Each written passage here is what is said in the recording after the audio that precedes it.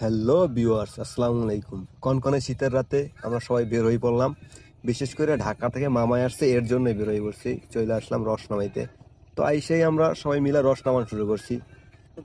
মালিকরে যদিও আগে বলা ছিল, কিন্তু যখন নামাবো তখন তার ডাকা হয় নাই। তো আমরা নামাইলাম রস নামাইয়া চলে আসছি। তো বেশ ভালোই আনন্দ করলাম। আসার সঙ্গে সঙ্গে শাকির ভাই আগুন জ্বালানোর জন্য প্রস্তুত ছিল, সে আগুন জ্বালাইতেছিল আর আমরা এদিকে রস সেঁকতেছিলাম। রস সেঁকতেছি মানে রসের ভিতরে অনেক পোকামাকড় থাকে, ওইগুলা সেঁকে ফেলানোর জন্য চেষ্টা করতেছি। তো অনেক মানে শীতের রাতে তো বিশেষ করে আগুনের জন্যই বেশি ভালো যে আগুন দিয়ে একটা কাজ করতেছি। আর আগুন পোহাইতে তো মজাই আলাদা। আনন্দ করার জন্য ৫৩ কাঠের খেলা শুরু করলাম, যদিও ভালো লাগছে।